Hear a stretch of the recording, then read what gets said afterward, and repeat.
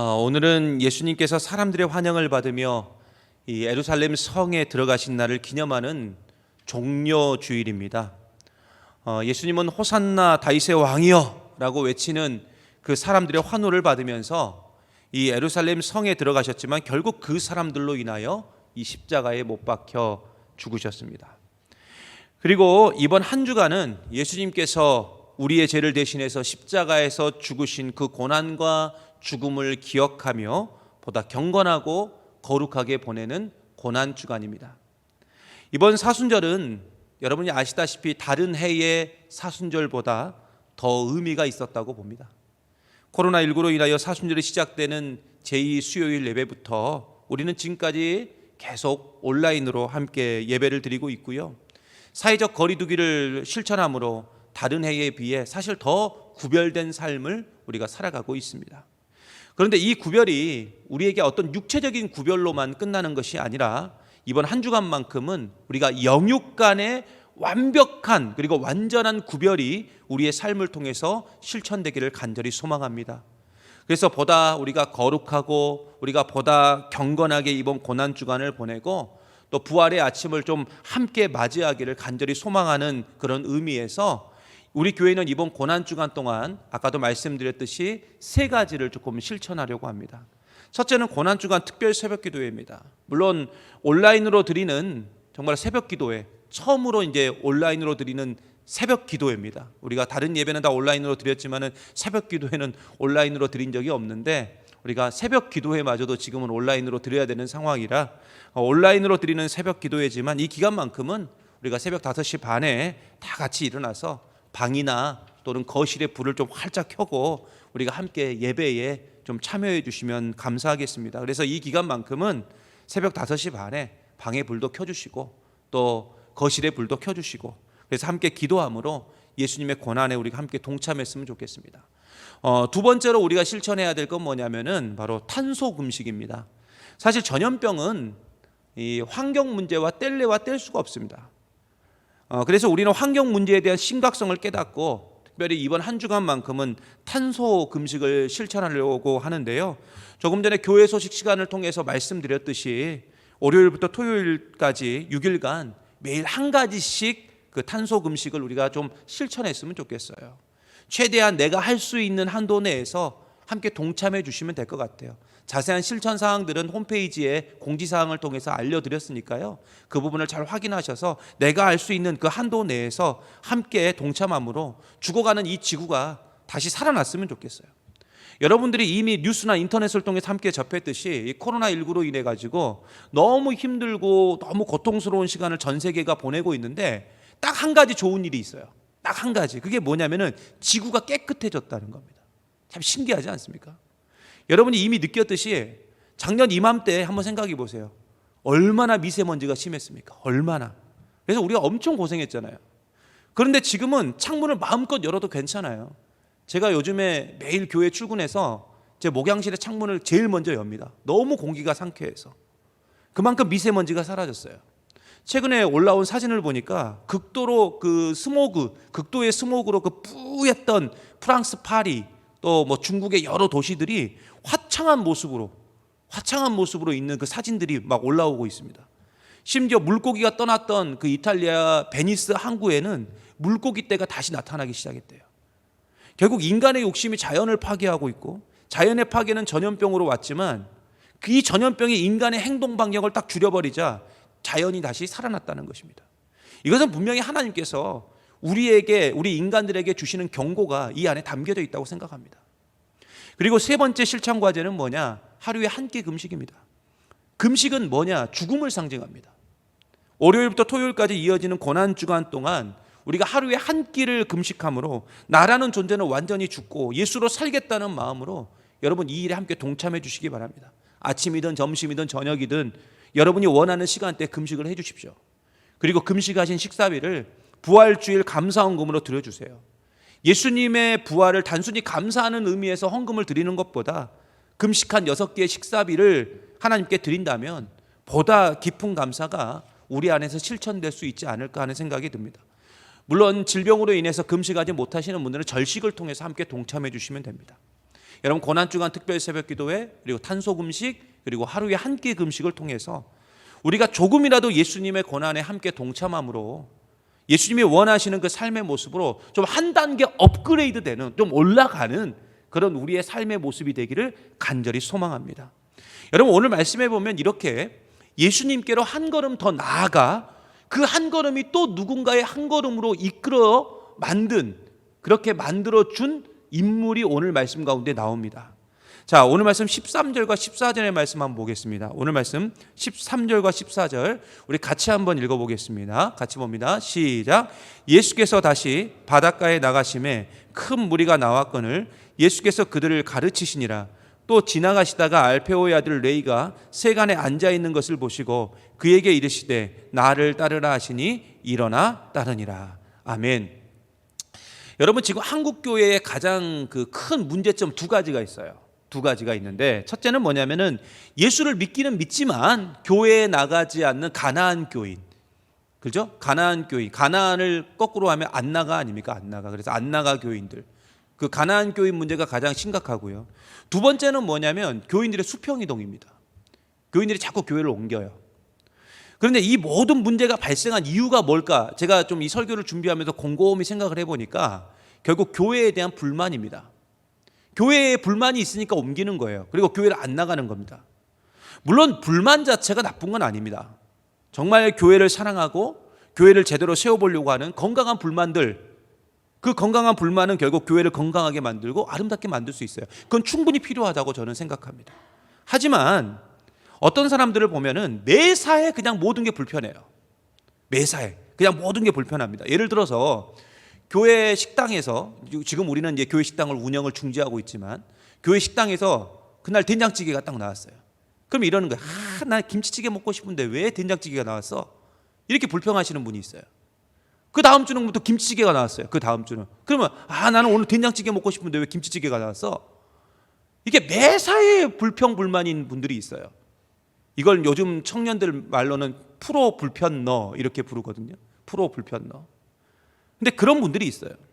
그래서 이런 불평과 불만으로 인해 가지고 교회를 막 수시로 옮겨 다니는데, 제가 예전에 사역했던 그 교회에서 교회를 엄청나게 옮겨 다니신 분이 등록을 했어요.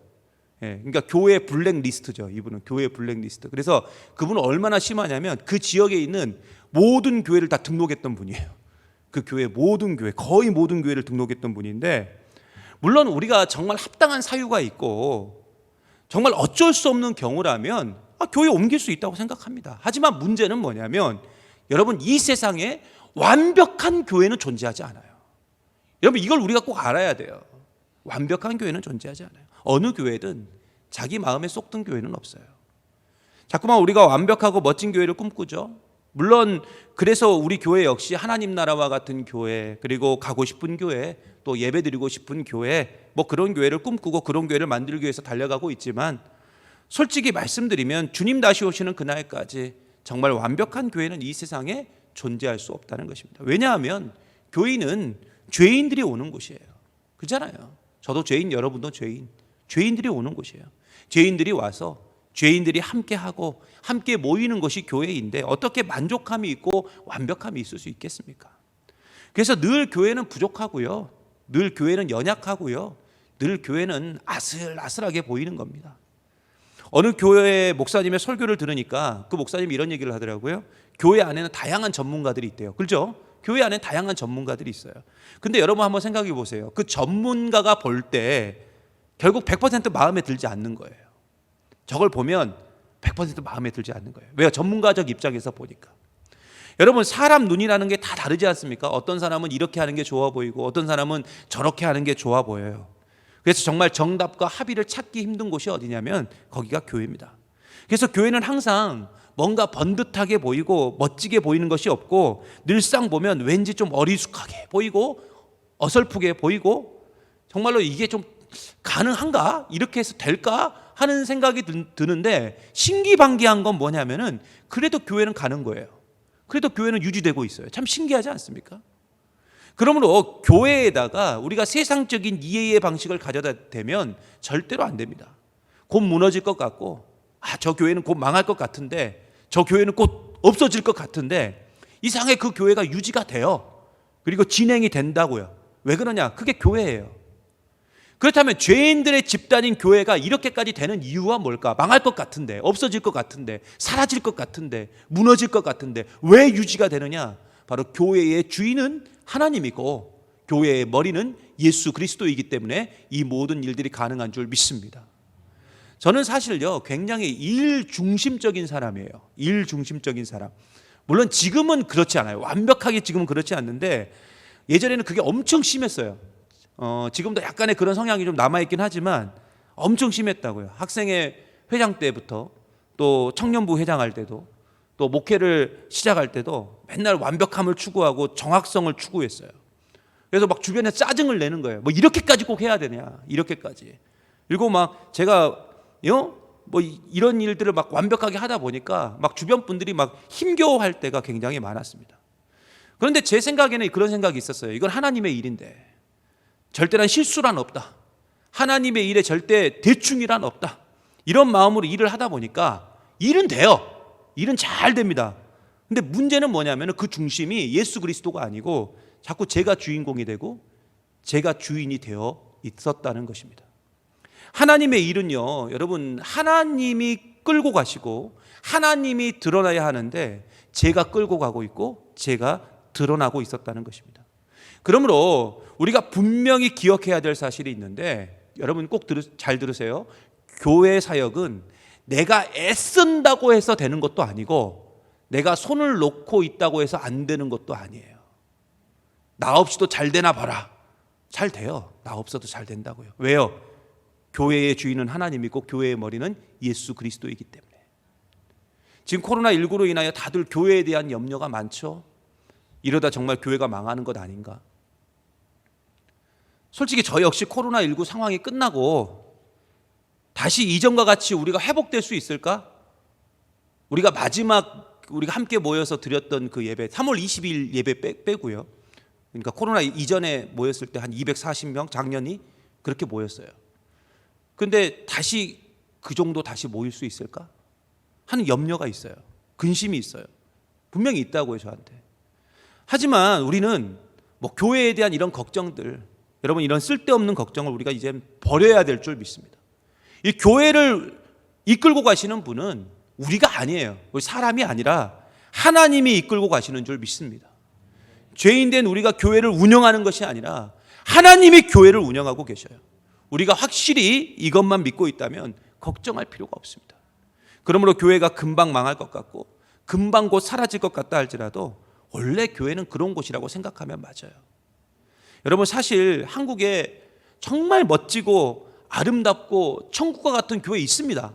한국에 있어요. 그런 교회들이 있어요. 우리 순천에도요. 한국에 있는 모든 교회들을 조사를 해가지고 점수를 매겼는데 7등 안에 든 교회가 순천에도 있어요. 그러니까 건강한 교회로 인정받는 교회가 순천에도 있다고요. 그런데 그 교회 교인들 이야기를 막상 들어보면 그 안에도 불평이 있어요. 겉에서 보면 천국과 같고 겉에서 보면 완벽한 교회처럼 보이는데 막상 그 안에 있는 교인들하고 깊은 대화를 나누다 보면은 불평이 있어요. 불만이 있다고요. 우리가 몰라서 그렇지 그게 드러나지 않아서 그렇지 그 안에서 다 있습니다. 솔직히 여러분 솔직히 한번 생각해 보세요. 우리 교회 교인들 중에서도 이 이종호 목사에 대한 불평과 불만 있을 수 있어요. 왜냐하면 100% 만족이란 존재할 수 없기 때문에 그래요. 우리는 다 죄인이라 100% 만족할 수가 없어요. 저도 죄인, 여러분도 죄인, 모두가 우리가 죄인이기 때문에 어느 교회든 완벽한 교회는 존재할 수 없습니다. 그래서 예수님은 오늘 말씀 17절에 이렇게 말씀하셨어요. 자, 17절 말씀 굉장히 오늘 말씀에서 중요한 말씀이에요. 같이 한번 보겠습니다. 시작. 예수께서 들으시고 그에게 이르시되 건강한 자에게는 의사가 쓸데없고 병든 자에게라야 쓸데있느니라. 나는 의인을 부르러 온 것이 아니요 죄인을 부르러 왔노라 하시니라. 아멘. 누구를 부르러 왔습니까? 죄인. 그래서 우리가 여기 있는 거예요. 나는 죄인인데. 여러분 예수님은 누구신가? 예수님은 죄인을 부르러 오신 분입니다. 여러분 우리가 누군가를 부른다는 건 뭡니까? 바로 사용하기 위해서입니다. 사용하기 위해서. 저희 아들들이 둘이가 있지 않습니까? 그래서 한 번은 혜원이의 이름을 부르고 한 번은 준원이의 이름을 제가 부릅니다. 왜 부르겠습니까? 집에서 사용하기 위해서, 뭔가 심부름을 시키기 위해서. 여러분, 예수님은 교회의 머리예요.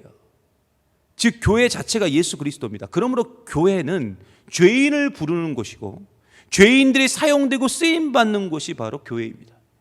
그래서 예수님은 오늘 말씀의 주인공이라고 할 수 있는 그 알페오의 아들 레이를 부르셨어요. 여러분, 오늘 말씀에도 나와 있지만 레이의 직업은 세리였습니다. 그런데 오늘 말씀을 자세히 보세요. 이 레이가 어떻게 하고 있었나? 앉아 있었습니다.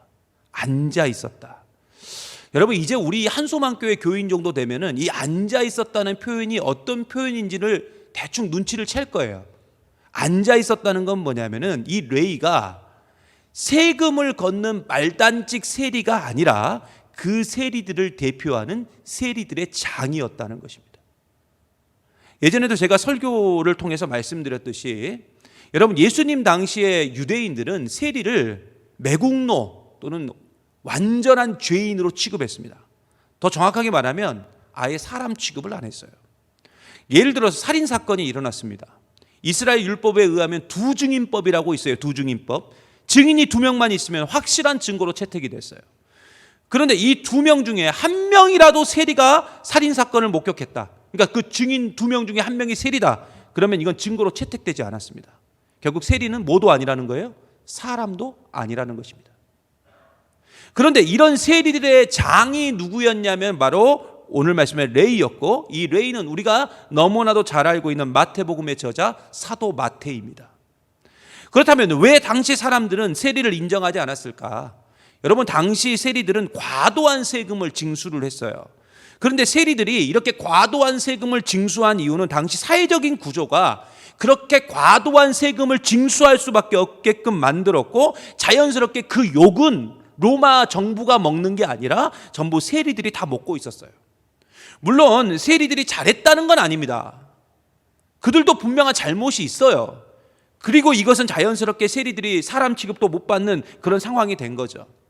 그래서 당시 세리들은 돈도 많이 벌고 충분히 남들보다 먹고 사는데 부족함이 없었지만 문제는 삶의 공허함이 있었던 거예요.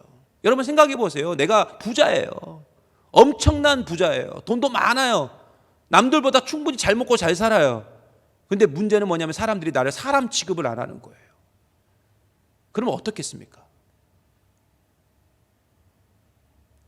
삶의 공허함이 올 수밖에 없어요.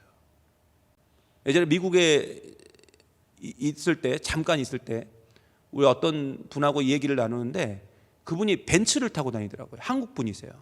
한인 교포인데, 근데 이분이 세탁소를 크게 하시는데 문제는 뭐냐면은 이 벤츠를 자랑할 데가 없대요.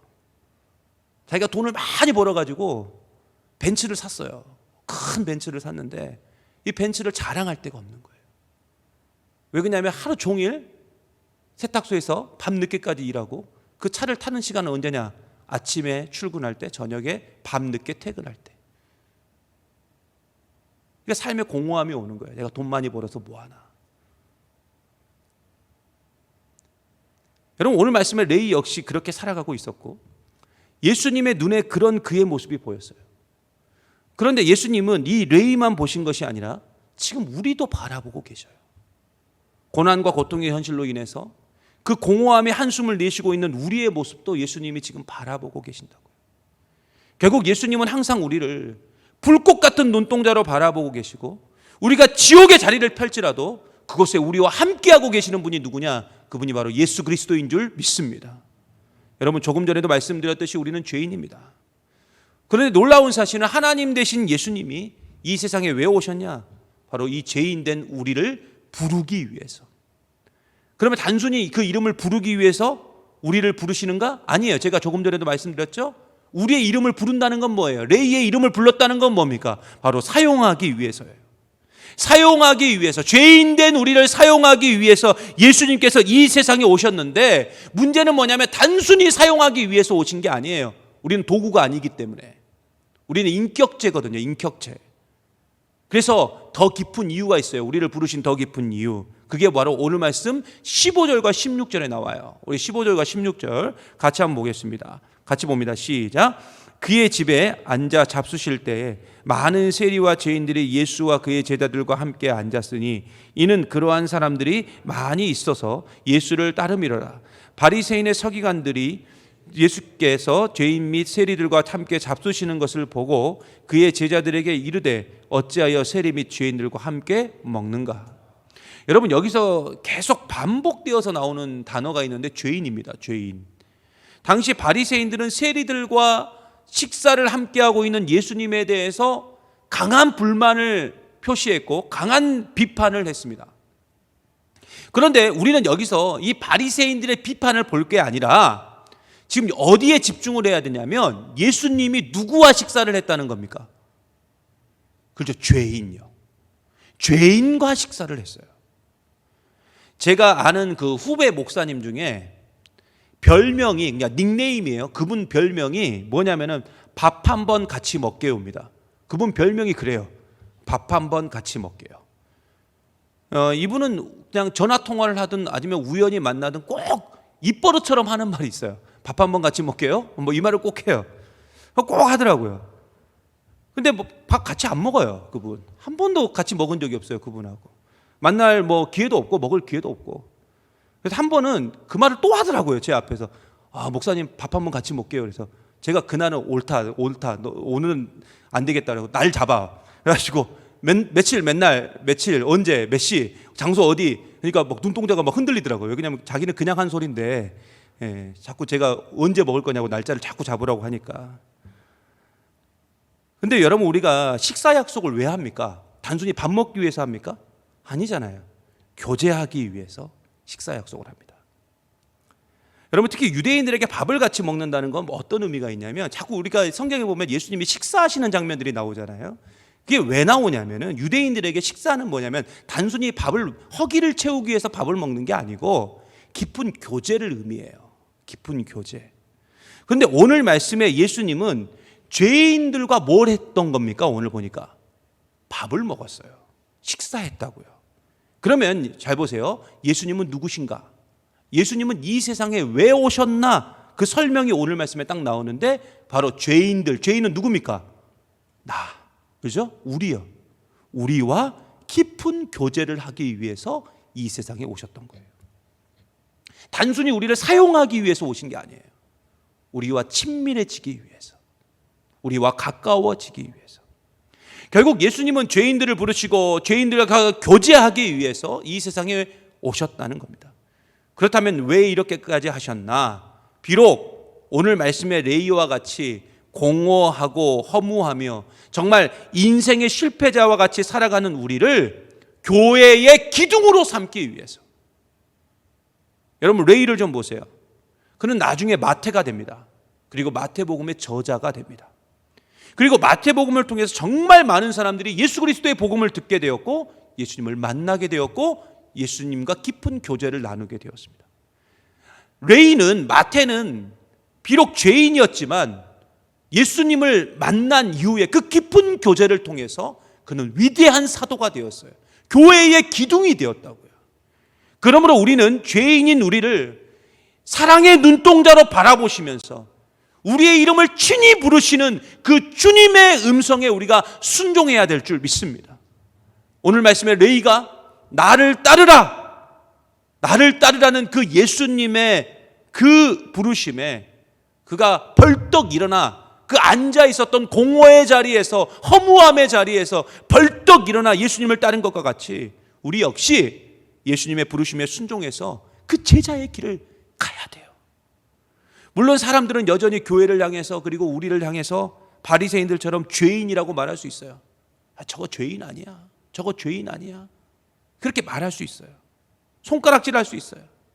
하지만 그럼에도 불구하고 우리를 여전히 사랑하시고 여전히 우리를 사랑의 눈길로 바라보시고 우리와 영원히 교제하길 원하시는 그 예수님의 뜻에 순종해서 우리가 예수님의 길을 가고 예수님처럼 살아야 될 줄 믿습니다.